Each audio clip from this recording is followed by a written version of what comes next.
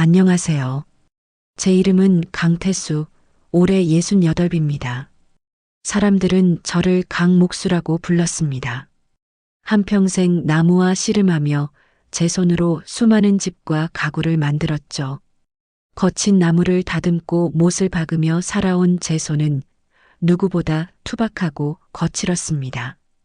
젊은 시절에는 이 손으로 예술작품 같은 가구를 만들었고 덕분에 작은 공방을 운영하며 꽤 많은 돈을 벌기도 했습니다.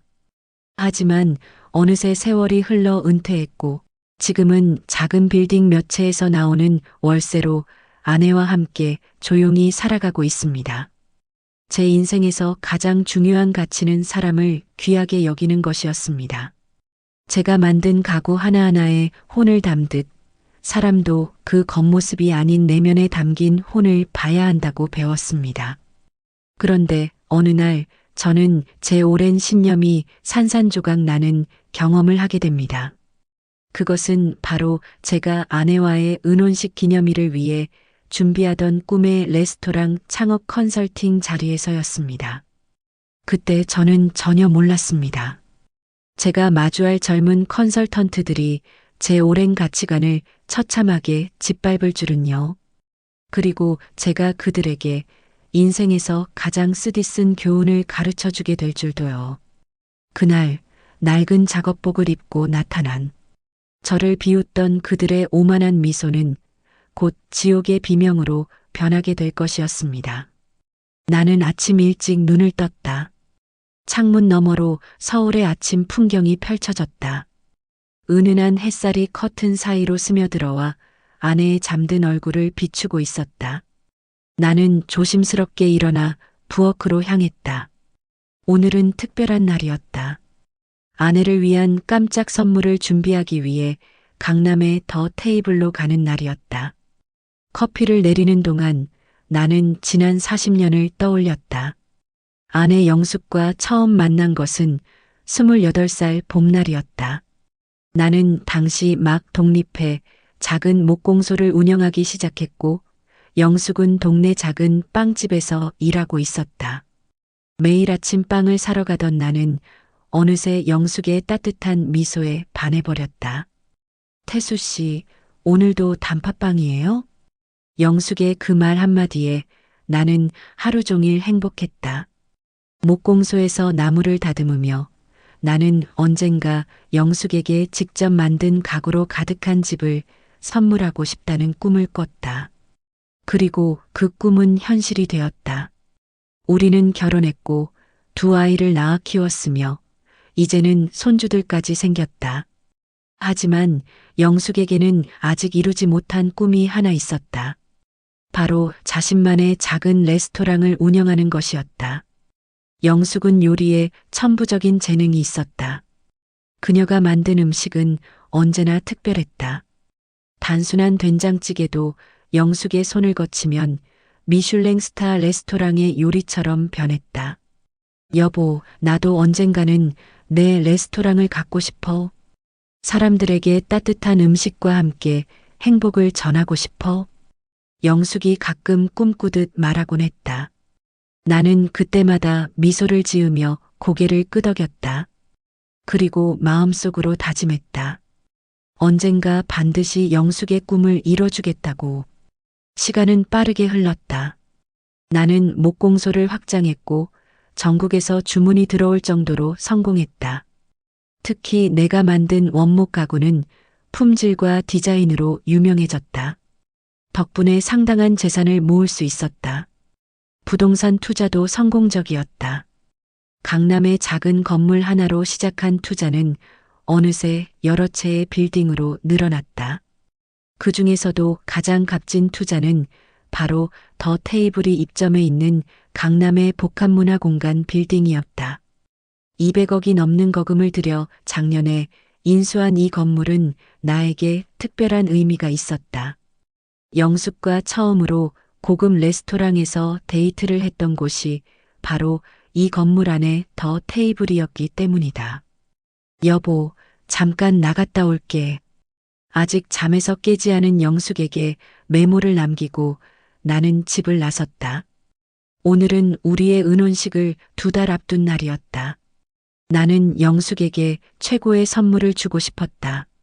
바로 더 테이블을 인수해서 영숙의 이름으로 된 레스토랑으로 만드는 것이었다. 주차장에서 나는 잠시 망설였다. 벤츠나 BMW 같은 고급차를 타고 갈까? 아니면 평소 즐겨 타는 낡은 티코를 타고 갈까? 나는 결국 티코를 선택했다. 이 차는 영숙과의 추억이 깃든 특별한 차였다. 결혼 초기 우리가 처음으로 장만한 차가 바로 티코였다. 지금은 골동품이 된 이 차를 나는 여전히 아끼고 있었다. 티코에 시동을 걸자 특유의 엔진 소리가 들렸다. 나는 미소를 지었다.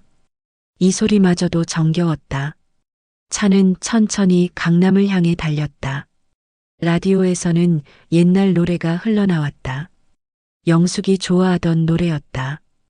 강남에 도착했을 때는 오전 10시가 조금 넘은 시각이었다.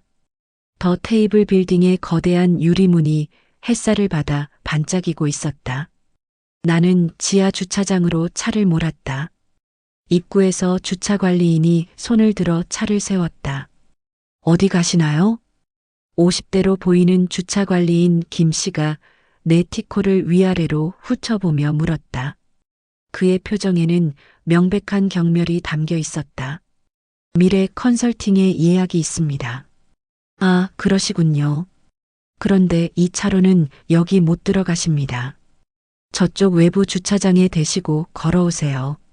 김 씨는 턱으로 멀리 떨어진 주차장을 가리켰다.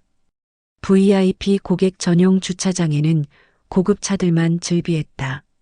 나는 아무 말 없이 차를 돌려 외부 주차장으로 향했다. 걸어오는 동안 나는 생각했다. 사람들은 왜 겉모습으로 다른 사람을 판단할까?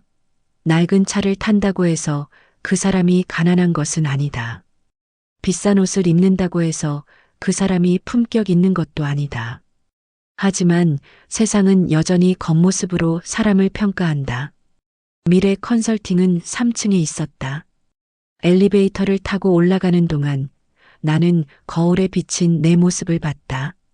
낡은 작업복, 묵직한 작업화, 그리고 세월의 흔적이 가득한 얼굴. 누가 봐도 평범한, 아니 어쩌면 초라해 보이는 노인의 모습이었다.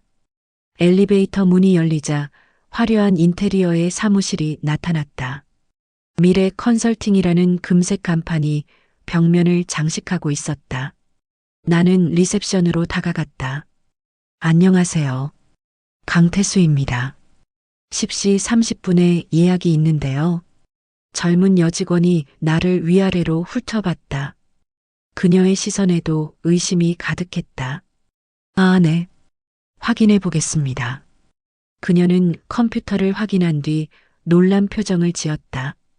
아마 VIP 상담 예약이라는 것을 확인했을 것이다. 송지은 팀장님께서 기다리고 계십니다. 이쪽으로 오시죠. 나는 그녀를 따라 상담실로 들어갔다. 넓은 상담실에는 2명의 젊은 직원이 앉아 있었다. 명찰을 보니 송지은 팀장과 박선우 대리였다. 송지은 팀장은 30 초반으로 보였다. 깔끔한 정장 차림에 자신감 넘치는 표정이었다. 그녀의 이력은 화려했다. 서울대 경영학과를 졸업하고 미국에서 MBA를 마친 엘리트였다. 박선우 대리도 마찬가지였다. 연세대를 수석으로 졸업한 수재였다. 안녕하세요, 강태수 고객님. 송지은 팀장입니다. 송 팀장의 인사는 형식적이었다. 그녀는 내 낡은 차림을 보고 이미 나를 평가한 듯했다. 악수를 청하지도 않았고 차 한 잔 권하지도 않았다. 앉으시죠. 나는 소파에 앉았다. 박선우 대리는 노골적으로 시계를 확인했다. 마치 시간 낭비라는 듯한 표정이었다. 그래서 어떤 컨설팅을 원하시나요? 송 팀장이 사무적인 말투로 물었다. 레스토랑 창업 컨설팅을 받고 싶습니다. 더 테이블 같은 고급 레스토랑을 인수하거나 새로 만들고 싶은데요. 순간 송 팀장과 박 대리가 시선을 교환했다. 그들의 눈빛에는 비웃음이 담겨 있었다. 더 테이블이요? 고객님, 그곳이 어떤 곳인지 아십니까? 박 대리가 코웃음을 치며 말했다. 미슐랭 2스타 레스토랑이죠. 예약도 몇 달씩 기다려야 하는 곳이고요. 그런 곳을 아신다니 의외네요. 송 팀장의 말투에는 빈정거림이 묻어났다. 그런데 고객님, 실례지만 예산은 어느 정도 생각하고 계신가요? 나는 잠시 그들을 바라봤다. 그들의 오만한 표정이 역력했다. 나는 차분하게 대답했다. 200억 정도 생각하고 있습니다. 상담실에 정적이 흘렀다. 송 팀장과 박 대리의 표정이 굳어졌다가 이내 폭소를 터뜨렸다. 하하, 200억이요? 고객님, 지금 농담하시는 건가요? 박 대리가 배를 잡고 웃었다. 200억이면 이 건물을 통째로 살 수 있는 돈인데 고객님이 그런 돈을 가지고 계시다고요? 송 팀장도 비웃음을 참지 못했다. 고객님, 죄송하지만 저희는 진지한 고객만 상대합니다. 시간 낭비는 서로에게 좋지 않아요.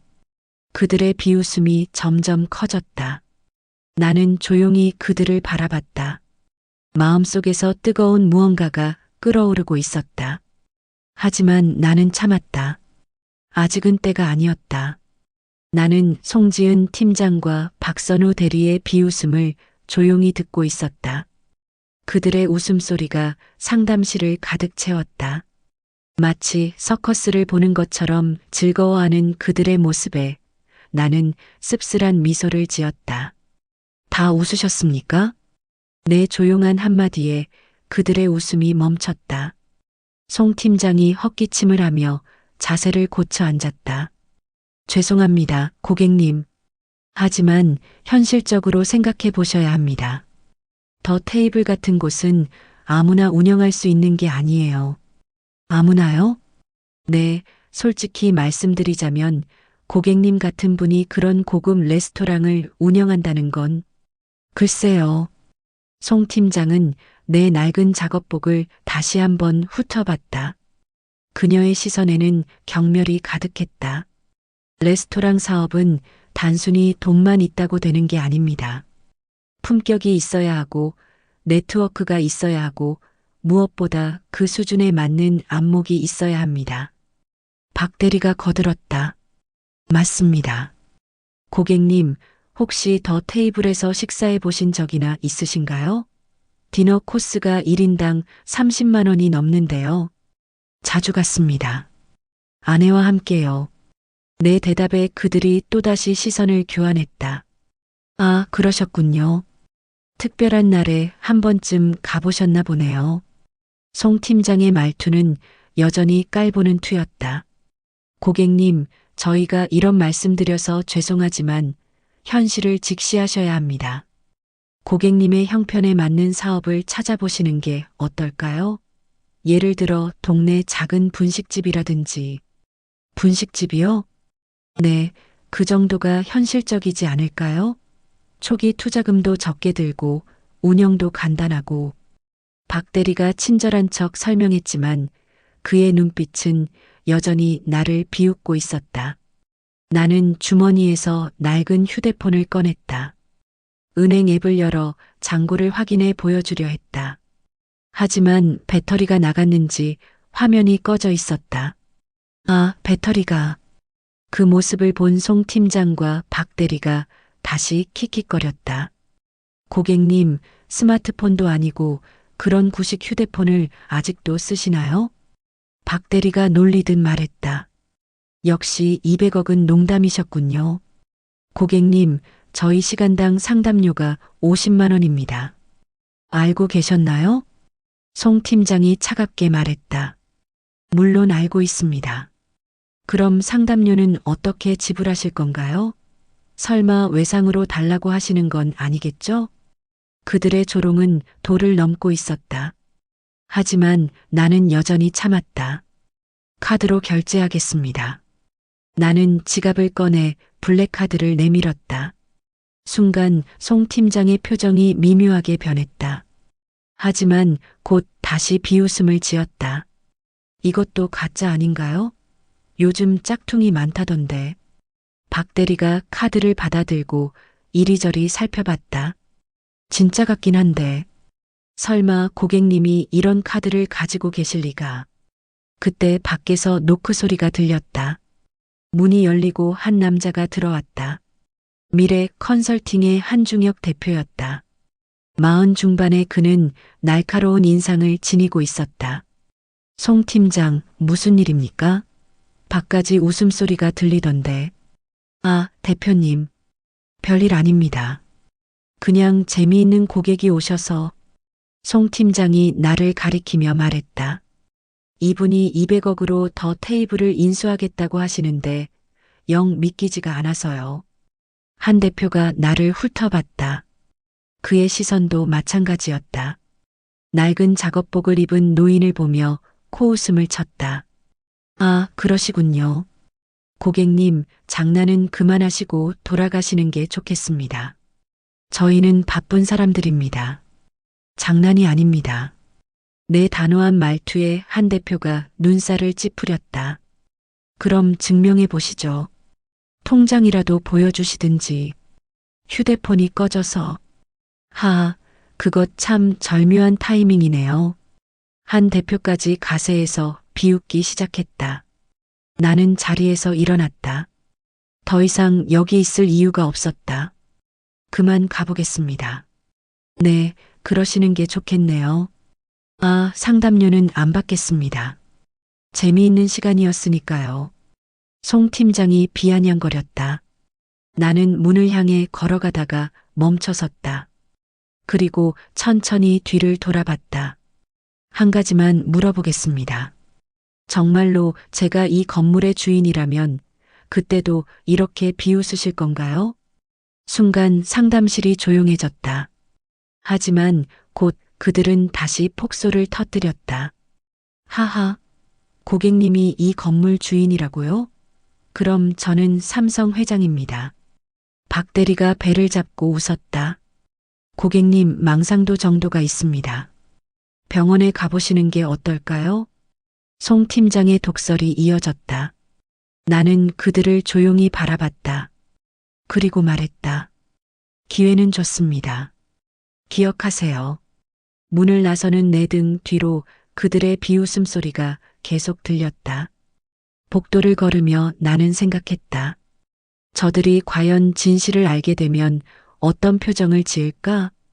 자신들이 조롱한 상대가 실제로 이 건물의 주인이라는 것을 알게 되면? 엘리베이터를 기다리는 동안 나는 휴대폰 대신 비서 김민수에게 전화를 걸었다. 로비에 있는 공중전화를 이용했다. 민수야, 나다. 회장님, 어디 계십니까?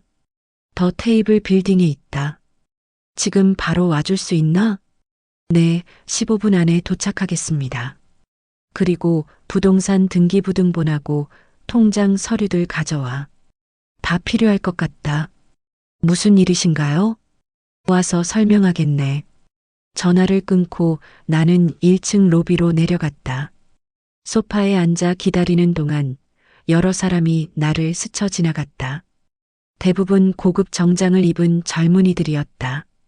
그들은 나를 힐끔 쳐다보고는 이내 시선을 거두었다. 마치 없는 사람 취급하듯. 15분 후 김민수가 도착했다. 그는 내 오랜 비서이자 변호사였다. 항상 깔끔한 정장 차림의 그는 서류 가방을 들고 있었다. 회장님, 요청하신 서류 다 가져왔습니다. 고맙네. 잠깐 이리 앉아보게.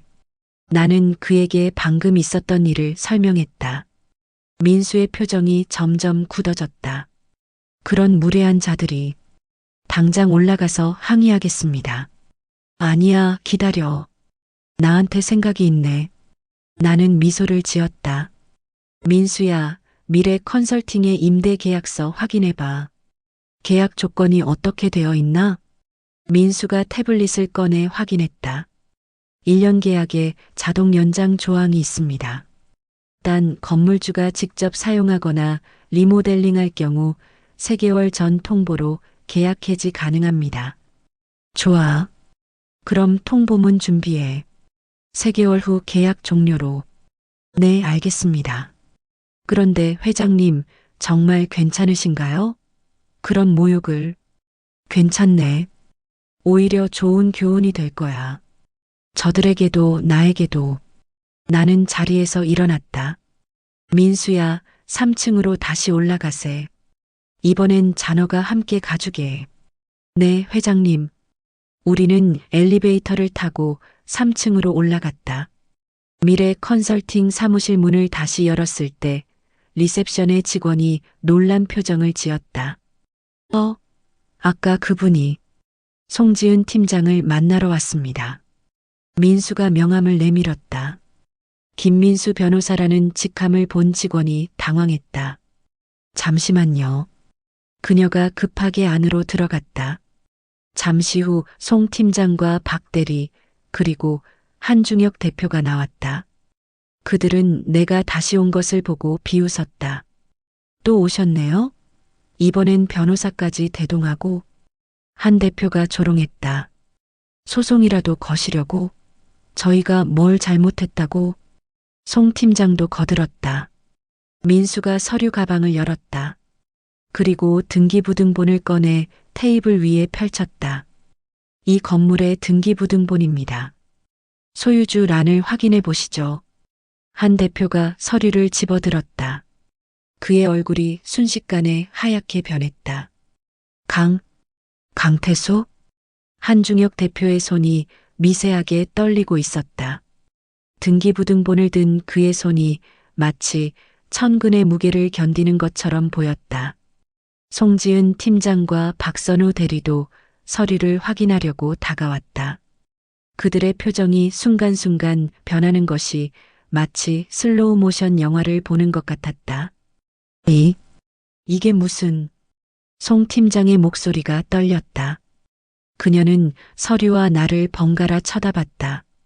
믿을 수 없다는 표정이었다. 조작된 거 아닙니까? 이런 서류는 얼마든지 위조할 수 있어요. 박 대리가 다급하게 외쳤다. 하지만 그의 목소리에는 이미 확신이 없었다. 김민수가 차분히 말했다. 법무부 인터넷 등기소에서 직접 확인하실 수 있습니다. 지금 바로 조회해 보시죠. 한 대표가 급하게 노트북을 가져오라고 지시했다. 직원이 노트북을 가져오자 그는 직접 등기소 사이트에 접속했다. 건물 주소를 입력하고 조회 버튼을 눌렀다. 화면에 뜬 결과는 명백했다. 소유자 강태수, 취득일자 2024년 3월 15일, 취득 금액 217억 원, 217억. 한 대표가 넋이 나간 듯 중얼거렸다. 나는 조용히 말했다. 정확히는 217억 3천만 원이었습니다. 작년 봄에 매입했죠. 이 건물이 마음에 들어서요. 특히 더 테이블이 입점해 있다는 게 좋았습니다. 제 아내가 그 레스토랑을 무척 좋아하거든요. 송 팀장의 얼굴이 창백해졌다. 그녀는 다리를 제대로 가누지 못하고 비틀거렸다. 박 대리가 급하게 그녀를 부축했다. 그럼 정말로. 네, 제가 이 건물의 주인입니다. 여러분이 그토록 비웃던 늙은이가 말이죠. 내 말에 사무실이 얼어붙었다. 창밖에서 들려오는 자동차 경적 소리만이 정적을 깨뜨렸다. 한중혁 대표가 갑자기 무릎을 꿇었다. 회장님, 정말 죄송합니다. 제가 눈이 멀었습니다. 그의 이마에는 식은땀이 흐르고 있었다. 저희가 큰 실수를 했습니다. 용서해 주십시오. 송 팀장과 박 대리도 황급히 고개를 숙였다. 죄송합니다. 정말 죄송합니다. 그들의 사과는 진심이었을까? 아니면 단지 두려움 때문이었을까? 나는 그들을 바라보며 생각했다. 사과는 됐습니다. 하지만 한 가지 묻고 싶습니다. 만약 제가 정말로 가난한 노인이었다면 그래도 그렇게 대하셨을 겁니까? 아무도 대답하지 못했다. 제 질문에 답하십시오. 돈이 없는 사람은 그렇게 무시해도 되는 겁니까? 한 대표가 고개를 들었다. 그의 눈에는 눈물이 고여 있었다. 아닙니다, 회장님. 저희가 잘못했습니다. 변명의 여지가 없습니다. 변명의 여지가 없다. 좋은 표현입니다. 나는 창밖을 바라봤다. 강남의 화려한 빌딩들이 햇살을 받아 빛나고 있었다. 저는 평생 몫으로 살았습니다. 나무를 다루는 일이었죠. 나무는 정직합니다. 겉모습이 아무리 화려해도 속이 썩었으면 쓸모없고 겉이 투박해도 속이 단단하면 좋은 가구가 됩니다. 내 말에 그들은 고개를 더 숙였다. 하지만 사람들은 나무와 다르더군요. 겉만 보고 판단합니다. 제가 오늘 비싼 정장을 입고 고급차를 타고 왔다면 여러분의 태도는 달랐을 겁니다. 안 그렇습니까? 네, 맞습니다. 한 대표가 인정했다. 그게 여러분의 수준입니다. 미래 컨설팅이라는 거창한 이름을 달고 있지만 정작 사람의 미래는 보지 못하는 거죠. 겉모습만 보니까. 김민수가 다른 서류를 꺼냈다. 임대차 계약 해지 통보서입니다. 3개월 후 계약이 종료됩니다. 한 대표가 벌떡 일어났다. 회장님, 그러시면 저희는 망합니다. 직원이 30명입니다. 그들의 가족까지 생각하면. 그들의 가족이요? 그럼 제가 받은 모욕은요? 제 가족이 받을 수치는요? 나는 목소리를 높였다. 평소에 나답지 않은 행동이었지만 참을 수 없었다. 제 아내는 평생 저를 자랑스러워했습니다. 비록 목수지만 정직하게 살았다고, 성실하게 일했다고. 그런데 오늘 제가 받은 취급이 뭡니까? 동네 분식집이나 하라고요? 송 팀장이 울기 시작했다. 정말 죄송합니다. 제가 잘못했습니다. 눈물로 해결될 일이 아닙니다. 나는 차갑게 말했다. 더 테이블도 제가 직접 운영하기로 했습니다. 더 이상 컨설팅은 필요 없습니다. 박 대리가 앞으로 나섰다. 회장님, 한 번만 기회를 주십시오. 저희가 뭐든지 하겠습니다. 뭐든지요? 네. 무료로 컨설팅해 드리겠습니다. 최고의 서비스로. 나는 피식 웃었다. 이제 와서 무료 컨설팅이요? 아까는 시간당 50만 원이라고 하지 않았습니까? 그들은 할 말을 잃었다. 나는 민수와 함께 사무실을 나섰다. 뒤에서 한 대표의 애원하는 소리가 들렸지만 나는 뒤돌아보지 않았다. 엘리베이터를 타고 내려오는 동안 민수가 물었다. 회장님, 정말 계약 해지하실 겁니까? 당연하지. 하지만 너무 가혹한 처벌 아닐까요? 실수였을 수도. 실수? 민수야, 사람을 겉모습으로 판단하는 건 실수가 아니야. 그건 그 사람의 본성이지. 1층 로비에 도착했을 때 누군가 뛰어오는 소리가 들렸다. 한중혁 대표였다. 그는 숨을 헐떡이며 내 앞을 가로막았다. 회장님, 제발 한 번만 더 기회를 주십시오. 비켜주시죠. 안 됩니다. 이대로는 보낼 수 없습니다. 그가 내 팔을 잡았다. 민수가 말리려 했지만 나는 손짓으로 제지했다. 왜 그렇게 필사적입니까? 저희 회사는 이 건물 임대료의 70%를 더 테이블 컨설팅으로 충당하고 있습니다. 만약 계약이 해지되면 망한다는 거군요. 네. 직원들은 모두 길거리에 나앉게 됩니다. 나는 그를 쳐다봤다. 그의 눈에는 진짜 두려움이 있었다. 그럼 한 가지 물어보죠. 당신 회사 직원들은 모두 그렇습니까? 사람을 겉모습으로 판단합니까? 아닙니다. 대부분은 성실하고 좋은 사람들입니다.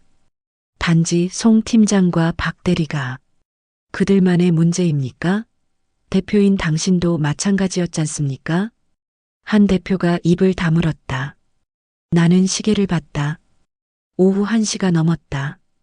영숙이 점심을 기다리고 있을 시간이었다.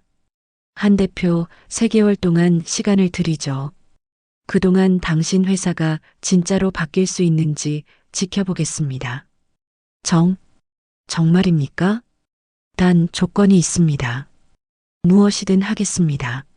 첫째, 송지은 팀장과 박선우 대리는 3개월 동안 무급 봉사활동을 하도록 하십시오.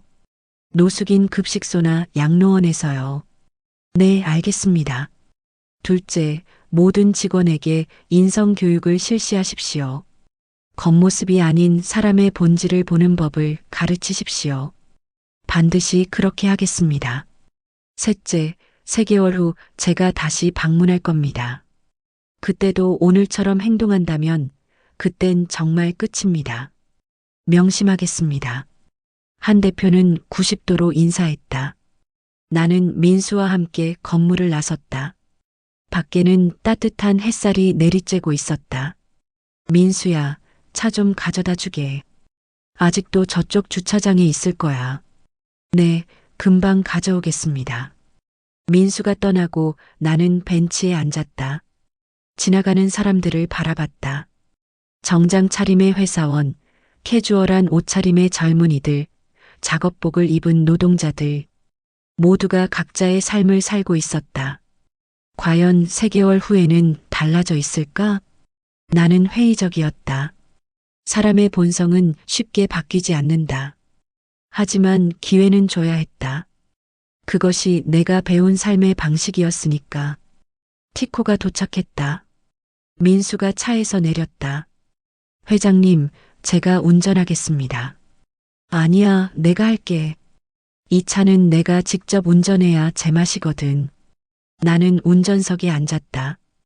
엔진을 걸자 특유의 소리가 났다. 정겨운 소리였다.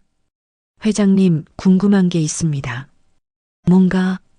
왜 굳이 낡은 차림으로 가셨습니까? 처음부터 제대로 된 모습으로 가셨다면. 나는 미소를 지었다. 민수야, 그랬다면 저들의 진짜 모습을 볼 수 없었겠지. 때로는 초라한 모습으로 다가가야 사람의 본성을 알 수 있어. 차는 천천히 집으로 향했다. 라디오에서는 영숙이 좋아하는 노래가 흘러나왔다. 나는 흥얼거리며 운전했다. 집에 도착했을 때 영숙이 현관에서 기다리고 있었다. 여보, 어디 갔다 와요? 점심도 안 먹고. 미안, 급한 일이 있어서. 무슨 일인데요? 나는 영숙을 안았다. 당신을 위한 선물을 준비하느라. 선물? 무슨 선물? 비밀이야. 은혼식 날 알려줄게. 영숙이 내 품에서 웃었다. 그 웃음이 오늘 받은 모든 모욕을 씻어주는 것 같았다. 3개월이 지났다. 가을이 왔고 서울의 거리는 노란 은행잎으로 뒤덮였다. 나는 약속대로 다시 더 테이블 빌딩을 찾았다. 이번에는 영숙과 함께였다. 여보, 왜 갑자기 여기 오자고 한 거예요? 영숙이 궁금해했다. 곧 알게 될 거야. 우리는 티코에서 내렸다. 주차 관리인 김 씨가 다가왔다. 3개월 전과는 완전히 다른 사람이었다. 안녕하세요.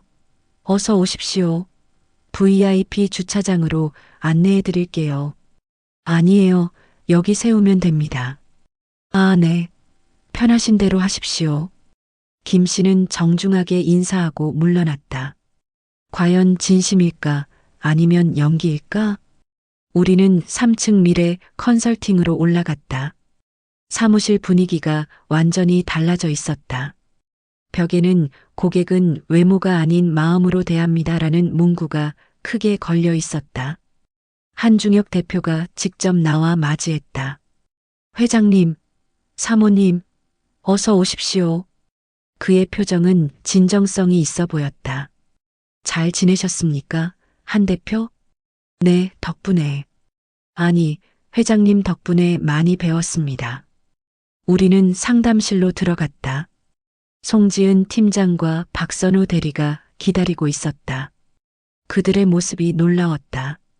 화려했던 명품 정장 대신 수수한 차림을 하고 있었고 거만했던 표정 대신 겸손한 미소를 짓고 있었다. 회장님, 사모님, 안녕하세요. 송 팀장이 정중히 인사했다. 저희가 직접 끓인 차입니다. 드셔보세요. 박 대리가 차를 내왔다. 향긋한 국화차였다. 3개월 동안 어떻게 지냈습니까? 내 질문에 송 팀장이 대답했다. 노숙인 급식소에서 봉사활동을 했습니다. 처음에는 솔직히 힘들었습니다. 하지만 그곳에서 많은 것을 배웠습니다. 무엇을 배웠죠? 사람의 가치는 겉모습이 아니라는 것을요. 급식소에 오시는 분들 중에는 과거 대기업 임원, 의사, 교수였던 분들도 계셨습니다. 인생이란 게 한순간에 바뀔 수 있다는 걸 알았습니다. 송 팀장의 눈에 눈물이 고였다. 특히 한 할아버지가 계셨는데 과거에 건설회사 사장이셨대요. IMF 때 부도가 나서 모든 걸 잃으셨다고 그분이 제게 말씀하셨습니다. 젊은이 사람을 함부로 판단하지 마라. 너도 언젠가는 이 자리에 있을 수 있다고요. 박 대리도 거들었다. 저는 양로원에서 봉사했습니다. 그곳 어르신들의 이야기를 들으며 제가 얼마나 어리석었는지 깨달았습니다. 겉모습만 보고 사람을 판단했던 제 자신이 부끄러웠습니다. 나는 그들을 바라봤다. 진심으로 변한 것 같았다. 하지만 아직 확신할 수는 없었다. 한 대표, 회사는 어떻게 운영하고 있습니까? 직원 전체 교육을 실시했습니다. 외부 강사를 초빙해서 인성교육, 고객 응대 교육을 했고 무엇보다 겸손의 중요성을 강조했습니다. 결과는요? 놀랍게도 고객 만족도가 올라갔습니다. 진심으로 고객을 대하니 고객들도 그것을 느끼는 것 같았습니다. 매출도 20% 증가했습니다. 영숙이 놀란 표정으로 나를 봤다. 나는 그녀의 손을 잡았다. 사실 오늘 여기 온 이유가 있습니다. 나는 한 대표를 바라봤다. 더 테이블 운영권을 미래 컨설팅에 맡기려고 합니다. 모두가 놀랐다. 특히 한 대표는 입을 다물지 못했다. 회장님, 정말입니까? 단 조건이 있습니다. 제 아내가 직접 메뉴 개발에 참여하고 레스토랑 이름도 바꿀 겁니다. 무엇이든 하겠습니다. 영숙이 당황했다. 여보, 이게 무슨 말이에요? 당신의 꿈이었잖아. 레스토랑을 운영하는 것. 이제 그 꿈을 이룰 때야. 영숙의 눈에서 눈물이 흘렀다. 여보, 나는 서류를 꺼냈다. 레스토랑 이름은 영숙의 테이블로 하고 싶은데 어때? 너무 좋아요. 송 팀장이 앞으로 나섰다. 사모님, 제가 직접 도와드리겠습니다. 최고의 레스토랑을 만들어 드릴게요. 박 대리도 거들었다. 저도 최선을 다하겠습니다. 나는 미소를 지었다. 사람은 변할 수 있다. 진정한 반성과 노력이 있다면. 그날 저녁 더 테이블에서 우리는 축하 만찬을 가졌다. 한 대표와 송 팀장, 박 대리, 그리고 전 직원이 참석했다. 한 대표가 건배사를 했다. 오늘은 미래 컨설팅이 새로 태어난 날입니다. 우리는 회장님께 배웠습니다. 사람의 가치는 겉모습이 아닌 내면에 있다는 것을. 이제 우리는 모든 고객을 진심으로 대하겠습니다. 건배. 모두가 잔을 들었다. 식사를 하는 동안 송 팀장이 내게 다가왔다. 회장님, 정말 감사합니다. 저를 변화시켜 주셔서. 내가 한 건 없습니다. 당신 스스로 변한 거죠. 아닙니다. 회장님이 기회를 주지 않으셨다면 저는 평생 오만한 인간으로 살았을 겁니다. 박 대리도 다가왔다. 저도 감사드립니다. 이제 저는 어떤 사람도 겉모습으로 판단하지 않을 겁니다. 나는 그들을 바라봤다. 진심이 느껴졌다. 하지만 이야기는 여기서 끝이 아니었다. 일주일 후 충격적인 소식이 전해졌다. 송지은 팀장이 갑자기 사표를 냈다는 것이었다. 이유를 묻자 그녀는 이렇게 답했다. 더 배우고 싶습니다. 진짜 사람을 대하는 법을. 그래서 사회복지를 공부하려고 합니다. 그녀는 대학원에 진학했다. 그리고 2년 후 사회복지사가 되어 노숙인 지원센터에서 일하기 시작했다. 박선우 대리는 다른 길을 선택했다. 그는 창업을 했다.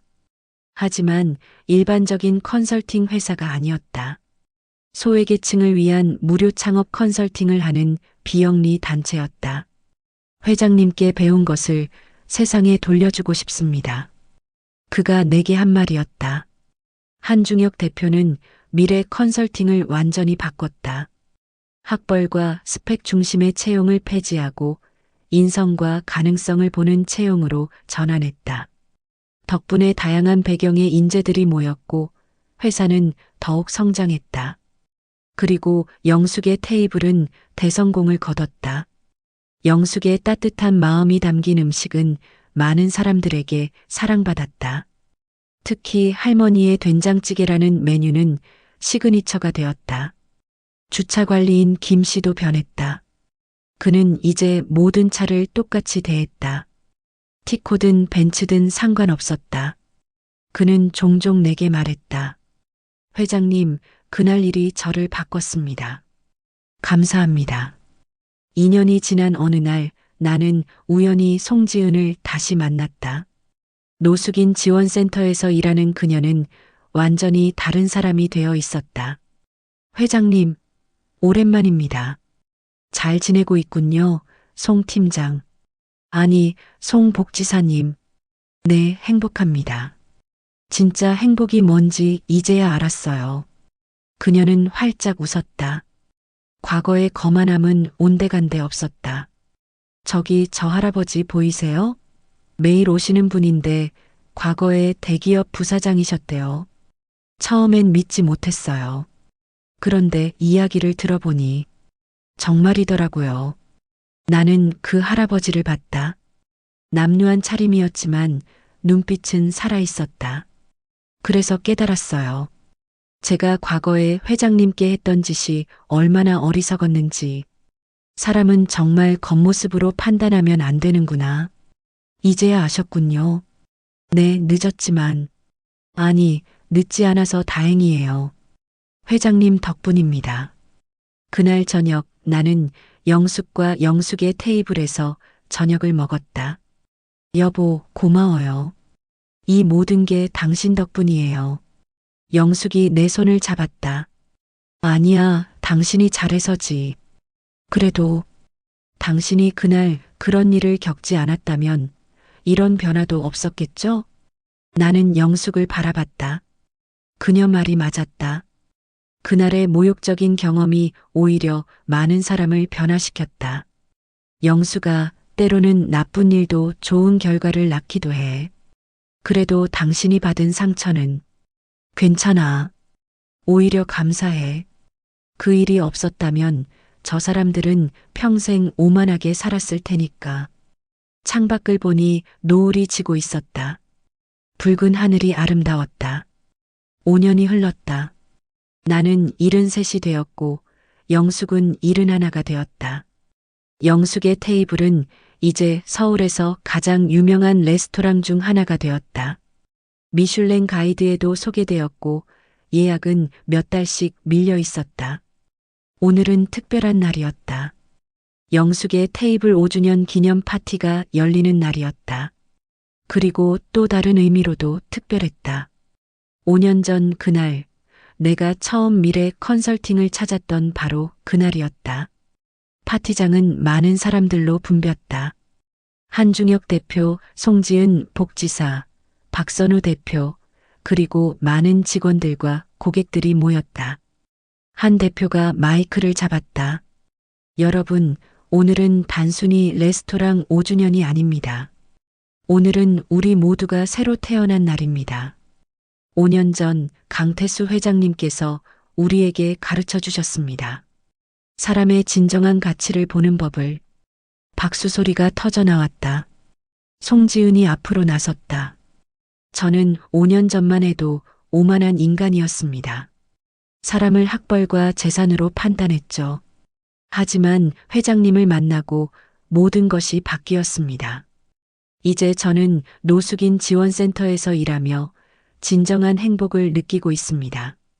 박선우도 마이크를 잡았다. 저도 마찬가지입니다. 지금 저는 소외계층을 위한 무료 컨설팅을 하고 있습니다. 돈은 많이 못 벌지만 마음은 그 어느 때보다 풍요롭습니다. 나는 그들을 바라보며 미소 지었다. 정말 많이 변했다. 그때 누군가 들어왔다. 놀랍게도 5년 만에 보는 주차 관리인 김 씨였다. 하지만 그의 차림이 달라져 있었다. 정장을 입고 있었다. 김 씨? 정말 김 씨 맞습니까? 내가 놀라서 물었다. 네, 회장님. 오랜만입니다. 그런데 그 차림은 김 씨가 웃었다. 실은 제가 작년에 주차관리 회사를 창업했습니다. 작게 시작했는데 이제는 직원이 10명이나 됩니다. 정말입니까? 네, 회장님께 배운 대로 했습니다. 모든 고객을 똑같이 대하고 직원들에게도 그렇게 교육했더니 입소문이 나서 계약이 밀려 들어왔습니다. 나는 깊은 감동을 받았다. 한 사람의 변화가 이렇게 큰 결과를 낳다니. 파티가 한창일 때 영숙이 내게 속삭였다. 여보, 저기 좀 봐요. 입구 쪽을 보니 남루한 차림의 노인이 서 있었다. 경비원이 막으려 하고 있었다. 나는 급히 다가갔다. 무슨 일입니까? 아, 회장님. 이분이 초대장도 없이. 노인이 나를 봤다. 그의 눈빛에 뭔가 간절함이 있었다. 죄송합니다. 저는 그저 영숙의 테이블을 한번 보고 싶어서. 들어오십시오. 회장님? 경비원이 놀랐다. 괜찮습니다. 들어오시죠. 노인을 안으로 안내했다. 그는 화려한 파티장을 둘러보며 감탄했다. 정말 아름답네요. 저도 옛날에는. 아니, 됐습니다. 옛날에는 뭐 하셨습니까? 저도 레스토랑을 운영했었습니다. 꽤 성공했었죠. 하지만 자만했습니다. 손님을 차별하고 돈 없는 사람을 무시하고 결국 망했습니다. 노인의 눈에 눈물이 고였다. 그때 깨달았습니다. 제가 얼마나 어리석었는지. 하지만 이미 늦었더군요. 나는 노인을 바라봤다. 과거의 나를 보는 것 같았다. 아니, 과거의 송지은과 박선우를 보는 것 같았다. 아직 늦지 않았습니다. 네, 다시 시작하면 됩니다. 나이는 숫자에 불과합니다. 나는 영숙을 불렀다. 여보, 이분께 특별 메뉴 대접해드려. 네, 그럴게요. 영숙이 노인을 테이블로 안내했다. 한 대표가 다가왔다. 회장님, 저분은 우리와 같은 사람입니다. 한때는 오만했지만 이제는 깨달은. 그렇군요. 우리는 노인이 식사하는 모습을 지켜봤다. 그는 한 숟가락 한 숟가락 정성스럽게 먹었다. 그리고 눈물을 흘렸다. 이 맛, 어머니가 해주시던 그 맛이야. 영숙이 그에게 다가갔다. 맛있으세요? 네, 정말 맛있습니다. 마음이 따뜻해지는 맛이에요. 감사합니다. 자주 오세요. 하지만 저는 돈이. 괜찮아요. 마음만 가져오시면 됩니다. 노인은 감격해서 말을 잇지 못했다. 파티가 끝날 무렵 나는 모든 사람들 앞에서 말했다. 5년 전 저는 큰 교훈을 얻었습니다. 사람은 겉모습이 아닌 마음으로 봐야 한다는 것을, 그리고 또 하나 사람은 변할 수 있다는 것을. 여기 계신 모든 분들이 그 증거입니다. 박수 소리가 터져 나왔다.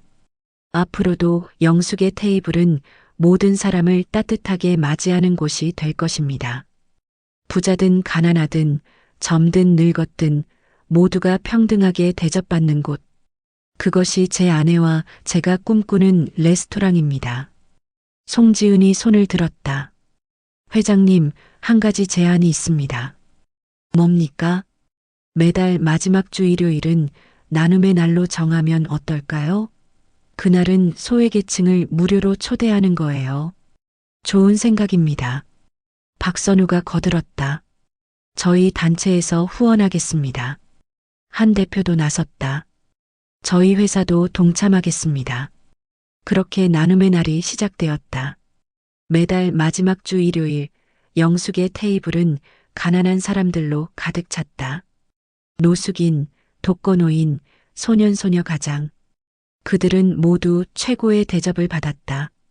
어느 나눔의 날, 한 소년이 내게 다가왔다. 할아버지, 정말 감사합니다. 엄마가 아프신 후로 이렇게 맛있는 걸 먹어본 건 처음이에요.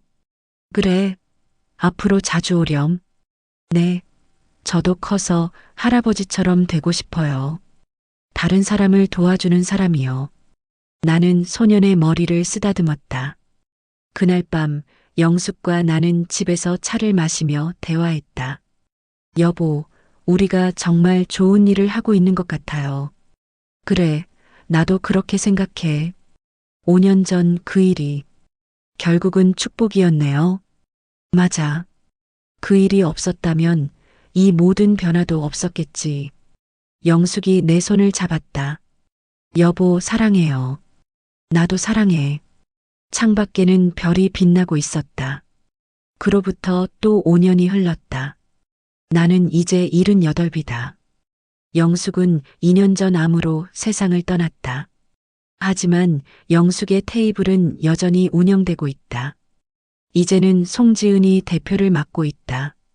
그녀는 사회복지사 일을 계속하면서도 레스토랑을 훌륭하게 운영하고 있다. 오늘도 나는 티코를 타고 영숙의 테이블에 갔다. 여전히 많은 손님들로 붐볐다. 그 중에는 정장 차림의 비즈니스맨도 있었고 작업복 차림의 노동자도 있었다. 모두가 똑같이 대접받고 있었다. 송지은이 나를 맞이했다. 회장님, 어서 오세요. 오늘도 손님이 많네. 네, 감사하게도. 특히 오늘은 특별한 손님이 오셨어요. 누구? 저기요. 그녀가 가리킨 곳에는 젊은 부부가 앉아 있었다. 남자는 낡은 작업복을 입고 있었다. 저분들은 네, 신혼부부예요. 남편은 건설 노동자고 아내는 마트 직원이래요. 결혼기념일이라고 하시더라고요. 나는 그들을 바라봤다. 행복해 보였다. 특별 서비스 해드려. 이미 그러고 있어요. 영숙 사모님이 늘 말씀하셨잖아요. 사랑하는 사람들에게는 특별한 대접을이라고. 나는 미소 지었다. 영숙의 정신이 여전히 살아있었다. 식사를 마치고 나올 때 그 젊은 부부가 내게 인사했다. 감사합니다. 정말 맛있었어요. 또 오세요. 네, 꼭 올게요. 돈 많이 벌어서요. 돈이 없어도 괜찮아요. 마음만 있으면 돼요. 그들이 떠난 후 나는 하늘을 올려다봤다. 구름 사이로 햇살이 비치고 있었다. 영수가 보고 있니? 당신의 레스토랑은 잘 운영되고 있어. 모든 사람을 따뜻하게 맞이하는 당신이 꿈꾸던 그런 곳이 되었어. 바람이 불었다. 마치 영숙이 대답하는 것 같았다. 나는 티코에 올라탔다. 시동을 걸자 여전히 특유의 소리가 났다. 이 차도 이제는 골동품이 되었다. 하지만 나는 절대 바꾸지 않을 것이다. 이 차에는 영숙과의 추억이 그리고 5년 전 그날의 기억이 고스란히 담겨 있으니까. 차를 몰고 집으로 향하는 길 라디오에서 뉴스가 흘러나왔다. 최근 영숙의 테이블의 감동적인 이야기가 화제입니다. 빈부와 신분을 가리지 않고 모든 손님을 똑같이 대접하는 이 레스토랑은. 나는 라디오를 껐다. 그리고 창문을 열었다. 신선한 공기가 들어왔다. 사람을 겉모습으로 판단하지 마라. 이것이 내가 평생 배운 교훈이다. 그리고 이제는 많은 사람들이 함께 배우고 있다. 어느덧 집에 도착했다. 현관문을 열자 고양이 한 마리가 나를 맞이했다. 영숙이 키우던 고양이였다. 야옹. 그래, 나도 보고 싶어. 나는 고양이를 안고 거실로 들어갔다. 벽에는 영숙의 사진이 걸려 있었다. 환하게 웃고 있는 모습이었다. 여보, 오늘도 수고했어. 나는 사진에 말을 걸었다. 내일은 나눔의 날이야. 많은 사람들이 올 거야. 당신이 좋아했을 거야. 고양이가 내 품에서 그르릉거렸다. 밖에서는 노을이 지고 있었다. 붉은 하늘이 온 세상을 물들였다. 나는 의자에 앉아 눈을 감았다. 지난 10년간의 일들이 주마등처럼 지나갔다. 그 시작은 모욕과 분노였지만 끝은 용서와 사랑이었다. 모든 일에는 의미가 있다. 누군가 그런 말을 했다. 맞는 말이다. 그날의 모욕이 없었다면 오늘의 영숙의 테이블도 없었을 것이다. 송지은과 박선우의 변화도, 한중혁의 깨달음도, 김씨의 성공도 없었을 것이다. 전화가 울렸다. 송지은이었다. 회장님, 내일 나눔의 날 준비 다 끝났습니다. 고맙네. 그리고 한 가지 더 말씀드릴 게 있어요. 뭔가 제가 결혼하게 되었어요. 정말 축하하네. 감사해요. 상대는 제가 일하는 노숙인 지원센터의 동료예요. 그리 잘생기지도 돈이 많지도 않지만 마음이 따뜻한 사람이에요. 그게 가장 중요하지. 네, 회장님께 배웠잖아요. 사람은 마음으로 봐야 한다고. 전화를 끊고 나는 다시 미소 지었다. 씨앗은 계속 퍼지고 있었다. 그날 밤 나는 일기를 썼다. 오늘로 그날로부터 정확히 10년이 지났다. 10년 전 나는 낡은 작업복을 입고 미래 컨설팅을 찾았다. 그리고 모욕을 당했다. 하지만 지금 생각해보면 그것은 축복이었다. 그 일로 인해 많은 사람이 변했고 세상이 조금 더 따뜻해졌다. 영수가 당신이 그리워. 하지만 당신의 정신은 영원히 살아있을 거야. 영숙의 테이블에서 그리고 많은 사람들의 마음속에서. 그로부터 또 2년이 흘렀다. 나는 이제 80이 되었다. 오늘은 특별한 날이다. 영숙의 테이블 12주년 기념일이자 내 80번째 생일이다. 그리고 한 가지 더. 오늘은 내가 이 이야기를 책으로 출간하는 날이다. 책 제목은 티코를 탄 건물주다. 부제는 겉모습이 아닌 마음을 보는 법이다. 출판 기념회에는 많은 사람들이 왔다. 송지은과 그녀의 남편 박선우와 그의 가족, 한중혁과 직원들, 그리고 김씨와 그의 직원들 모두가 축하해 주었다. 송지은이 마이크를 잡았다. 그녀는 이제 40이 넘었다. 하지만 여전히 열정적이었다. 이 책은 단순한 자서전이 아닙니다. 이것은 우리 모두의 이야기입니다. 오만했던 우리가 어떻게 겸손을 배웠는지, 겉모습만 보던 우리가 어떻게 마음을 보게 되었는지를 담은 책입니다. 박선우가 거들었다. 맞습니다. 이 책을 읽는 모든 사람들이 우리처럼 변화하길 바랍니다. 나는 마이크를 잡았다. 이 책의 인쇄는 모두 기부할 것입니다. 마음을 보는 사람들이라는 재단을 만들어 소외계층을 돕는 데 쓰겠습니다. 박수 소리가 터져 나왔다. 한 청년이 손을 들었다. 회장님, 질문이 있습니다. 말해보게. 만약 그날로 돌아간다면 정장을 입고 가시겠습니까? 아니면 또 작업복을 입고 가시겠습니까? 재미있는 질문이었다. 나는 잠시 생각했다. 똑같이 작업복을 입고 갈 겁니다. 왜요? 그래야 진실을 볼 수 있으니까요. 화려한 겉모습은 진실을 가립니다. 초라한 모습일 때 비로소 사람의 본성이 드러나죠. 청년이 고개를 끄덕였다. 행사가 끝난 후 나는 혼자 영숙의 테이블에 남았다. 레스토랑은 조용했다. 나는 창가 자리에 앉았다. 영숙과 자주 앉던 자리였다. 영숙아, 우리 이야기가 책이 되었어. 많은 사람들이 읽고 변화하길 바라. 바람이 불어 커튼이 살랑거렸다. 문이 열리고 누군가 들어왔다. 놀랍게도 12년 전 그 노인이었다. 남루했던 그가 이제는 깔끔한 차림을 하고 있었다. 회장님, 오랜만입니다. 오, 당신은 기억하십니까? 12년 전 파티 때 왔던. 물론 기억하죠. 잘 지내셨습니까? 노인이 미소 지었다. 네, 덕분에 회장님이 주신 기회로 다시 시작할 수 있었습니다. 다시 시작이요? 작은 식당을 열었습니다. 두 번째 테이블이라고. 회장님처럼 모든 손님을 똑같이 대접합니다. 나는 감동했다. 또 하나의 씨앗이 열매를 맺은 것이다. 잘하셨습니다. 회장님께 배운 겁니다. 그리고 오늘은 감사 인사를 드리러 왔습니다. 감사라니 제가 한 게 뭐 있습니까? 희망을 주셨습니다. 다시 일어설 수 있는 용기를 주셨습니다.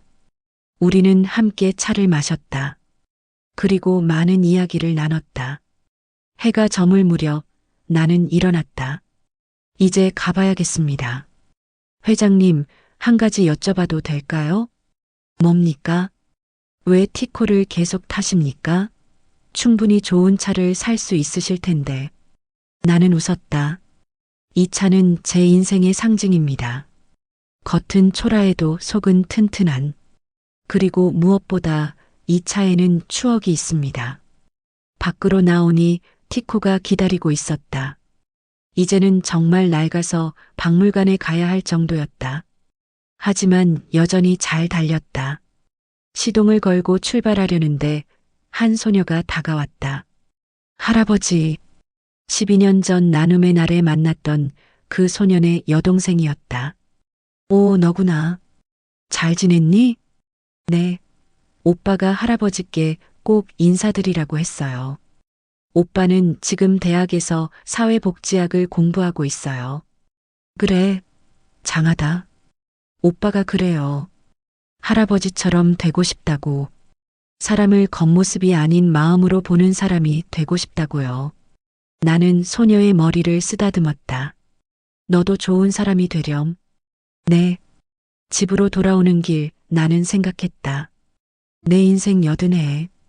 그중 가장 의미 있었던 것은 마지막 12년이었다. 모욕과 분노로 시작했지만 용서와 사랑으로 끝난 12년. 집에 도착했을 때는 밤이 깊었다. 현관에는 불이 켜져 있었다. 송지은이 기다리고 있었다.